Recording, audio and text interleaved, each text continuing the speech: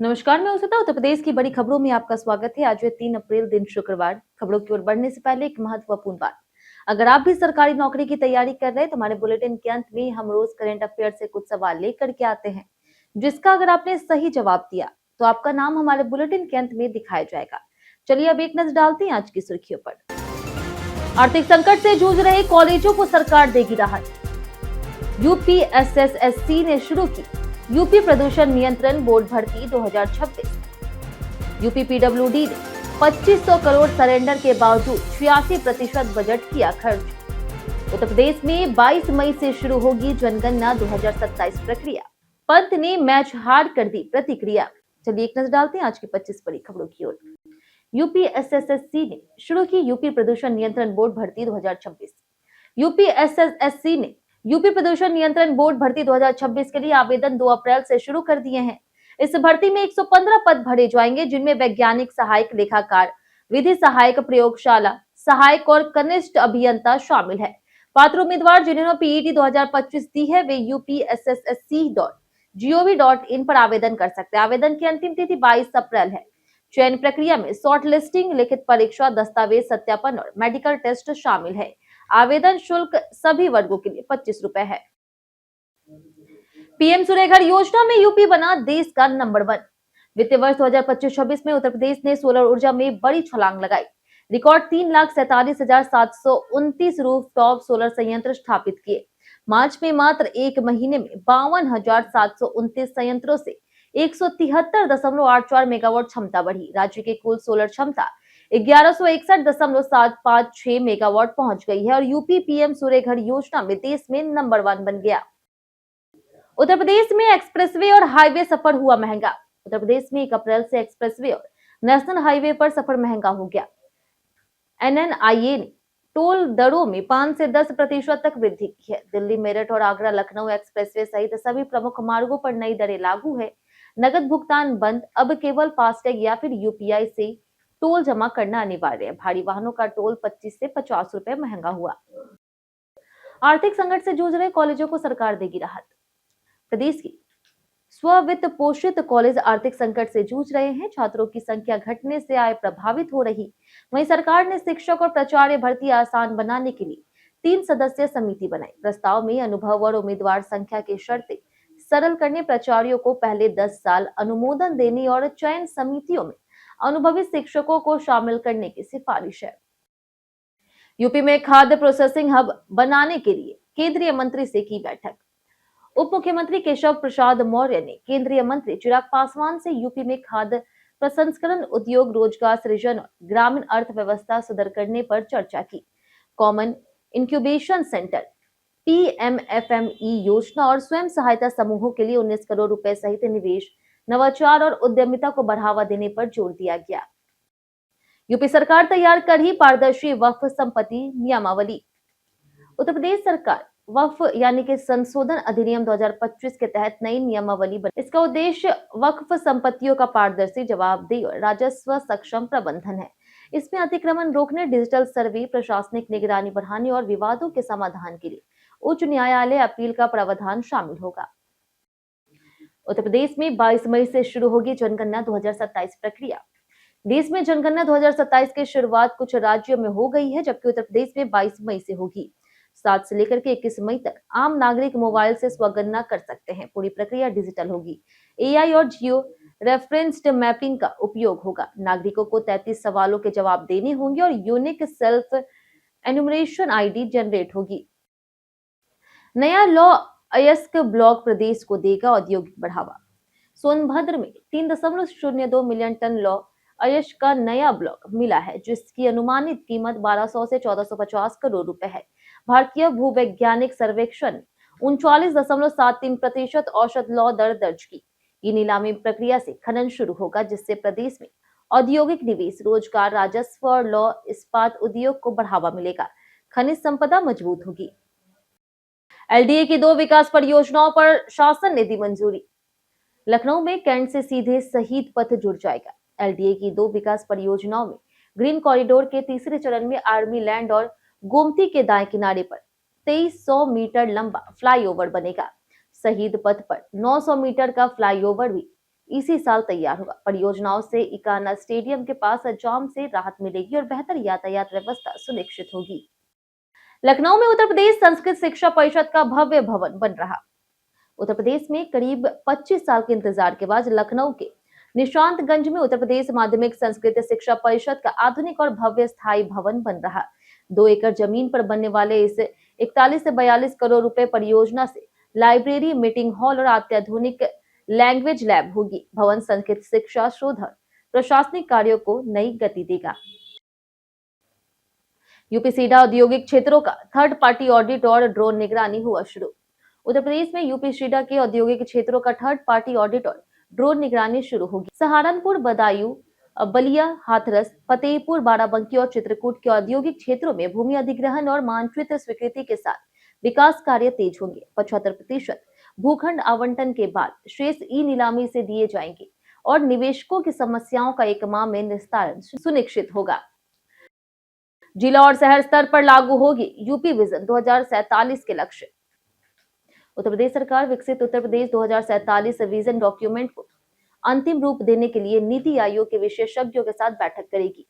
इसमें अल्पकालिक, मध्यकालिक और दीर्घकालिक योजनाओं के साथ मिशन वर्ष 2030, 36 और 2047 के लक्ष्य तय किए जाएंगे। मुख्य उद्देश्य 2047 तक राज्य की अर्थव्यवस्था को $6 ट्रिलियन तक पहुंचाना है।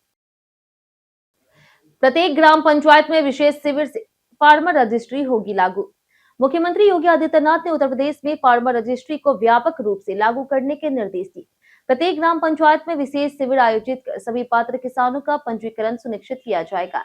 योजना डिजिटल माध्यम से एकीकृत लाभ वितरण प्रणाली में परिवर्तित होगी, जिससे प्रधानमंत्री किसान सम्मान निधि, फसल बीमा और अन्य योजनाओं का लाभ पारदर्शी और व्यवस्थित तरीके से मिलेगा। यूपी पीडब्ल्यूडी ने 2500 करोड़ सरेंडर के बावजूद 86% बजट किया खर्च। उत्तर प्रदेश पीडब्ल्यूडी ने 2500 करोड़ रुपए सरेंडर करने के बावजूद 86% बजट खर्च कर रिकॉर्ड बनाया। विभाग ने वित्तीय वर्ष 2025-26 में 32,676.49 करोड़ रुपए में से 28,086.82 करोड़ रुपए खर्च किए। मुख्यमंत्री योगी आदित्यनाथ और सचिव अजय चौहान की लगातार मॉनिटरिंग से विकास कार्य तेजी से हुई। मई से नई वित्तीय वर्ष में 60% खर्च का लक्ष्य रखा गया। मुख्य सचिव एसपी गोयल ने किसानों के लिए सख्त निर्देश किए जारी। मुख्य सचिव एसपी गोयल ने अधिकारियों को स्पष्ट निर्देश दिए हैं कि गेहूं खरीद और पीएम किसान पंजीकरण में किसी भी प्रकार की ढिलाई बर्दाश्त नहीं की जाएगी। सुदूर क्षेत्रों में अतिरिक्त क्रय केंद्र स्थापित किए जाएंगे और बिना पंजीकरण वाले किसानों का मौके पर पंजीकरण कर खरीद सुनिश्चित होगी। सब्सिडी युक्त खादों की बिक्री 100%, पीओएस मशीन से और जमाखोरी पर कड़ी कार्रवाई होगी। गाड़ी खरीदते समय एयरबैग की जांच क्यों है जरूरी? एयरबैग सिर्फ डेकोरेटिव फीचर नहीं बल्कि जीवन रक्षक उपकरण है। गाड़ी खरीदते समय फ्रंट साइड और कर्टेन एयरबैग्स की मौजूदगी और सही कामकाज जांचना जरूरी है। यह सिर, गर्दन और छाती को चोटों से बचाता है। पुराने वाहनों में एयरबैग सिस्टम की नियमित जांच और टेस्टिंग सुरक्षा सुनिश्चित करती है, जिससे दुर्घटना में गंभीर नुकसान कम होता है। जानिए आज कैसा रहेगा यूपी के मौसम का मिजाज। यूपी में आज से मौसम फिर बदलने वाला है। पश्चिमी जिलों में गरज चमक के साथ बौछारें पड़ सकती है, जबकि पूर्वी यूपी में मौसम साफ रहेगा। बीते दिनों बेमौसम बारिश से फसल नुकसान हुआ। सीएम योगी ने किसानों की स्थिति जांचने और जिलाधिकारियों को अलर्ट मोड पर रहने के निर्देश दिए। हाईकोर्ट ने स्कूल ट्रैफिक नियंत्रण पर कड़ा रुख अपनाया। लखनऊ खंडपीठ ने स्कूलों के खुलने और बंद होने पर ट्रैफिक जाम को गंभीरता से लिया। न्यायालय ने स्कूलों के बाहर सीसीटीवी कैमरे लगाने पर विचार करने और ट्रैफिक नियंत्रण की ठोस योजना तैयार करने के निर्देश दिए। 18 स्कूलों में ट्रैफिक मार्शलों की प्रभावशीलता पर रिपोर्ट सामने आई। लोरेटो स्कूल में गेट खोल करके ट्रैफिक दबाव कम किया गया। उत्तर रेलवे ने कार्गो ट्रेनों में गति का नया रिकॉर्ड तोड़ा। लखनऊ मंडल ने उर्वरक और अन्नपूर्णा कार्गो की 30 सेवाओं से आपूर्ति में रिकॉर्ड औसत गति 26.76 किलोमीटर प्रति घंटा दर्ज की। इससे व्यापारी और किसानों को लाभ मिला। डिजिटल भुगतान बढ़ा और अवैध वेंडरों को पकड़ा गया। कोयले की समयबद्ध आपूर्ति से पावर हाउस उत्पादन प्रभावित नहीं हुआ। यूपी में पांडुलिपि सर्वेक्षण अभियान 16 जून तक होगा पूरा। उत्तर प्रदेश में राष्ट्रीय पांडुलिपि सर्वेक्षण कार्यक्रम तेजी से लागू हो रहा है। 16 जून तक पांडुलिपियों का चिन्हांकन पूरा करना अनिवार्य है। जिले में समितियां गठित होगी, विशेषज्ञ और विश्वविद्यालय शामिल होंगे। पांडुलिपियों का डिजिटलीकरण, जियो टैगिंग और सूचीकरण कर व्यापक राष्ट्रीय डेटाबेस तैयार किया जाएगा। स्वयं सहायता समूह की महिलाओं के उत्पादों को मिलेगा ब्रांडिंग का लाभ। उत्तर प्रदेश में स्वयं सहायता समूह की महिलाओं द्वारा तैयार उत्पादों की राष्ट्रीय स्तर पर बिक्री और ब्रांडिंग की योजना पर चर्चा हुई। उप मुख्यमंत्री केशव प्रसाद मौर्य ने मनरेगा भुगतान की शीघ्रता और प्रधानमंत्री आवास और ग्राम सड़क परियोजनाओं में लक्ष्य आवंटन सुनिश्चित करने की मांग केंद्रीय मंत्री शिवराज सिंह चौहान से की। पंत ने मैच हार पर दी प्रतिक्रिया। लखनऊ सुपर जॉयंट्स के कप्तान ऋषभ पंत ने दिल्ली कैपिटल्स के खिलाफ मैच में खुद ओपनिंग की, लेकिन 9 गेंद में 7 रन बना करके रन आउट हो गए। मैच हारने के बाद पंत ने कहा कि ओपनिंग स्थायी नहीं है और भविष्य में 50-50 संभावना है। उन्होंने निकोलस पूरन की डिमोशन और बैटिंग रणनीति पर भी टिप्पणी की। स्लो पीसी को फिर से फास्ट बनाने का यह है सरल टिप्स।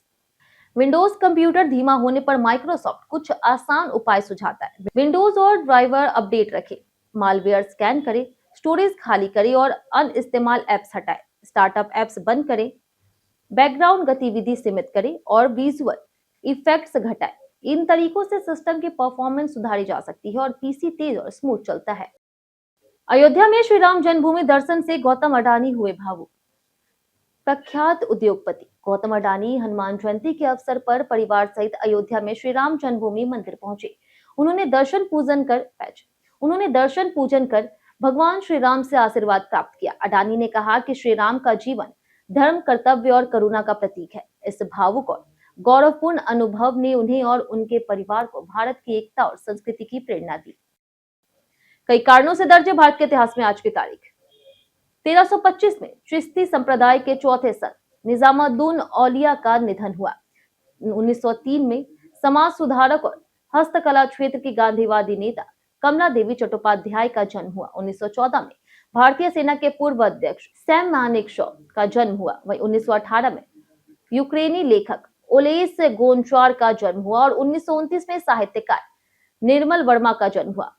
इसी के साथ मन्नू भंडारी 1931, 1954 में डॉक्टर के कृष्णा स्वामी और अभिनेत्री जया प्रदा का भी जन्म हुआ। वहीं 2017 में किशोरी अमोनकर और 2021 में राधेश्याम खेमका का निधन हुआ।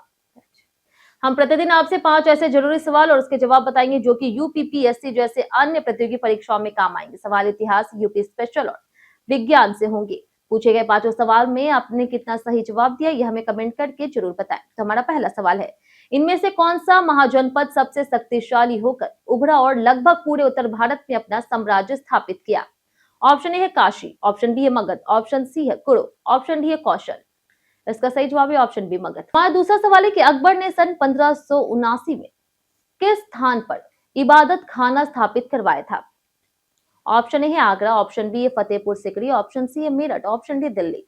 इसका सही जवाब है ऑप्शन बी फतेहपुर सिकरी। हमारा तीसरा सवाल, किस मुगल शासक ने आगरा के बजाय दिल्ली को मुगल साम्राज्य की राजधानी बनाया था? Option A Akbar, option B है शाहजहां, ऑप्शन सी है जहांगीर, ऑप्शन डी औरंगजेब। इसका सही जवाब है ऑप्शन बी शाहजहां।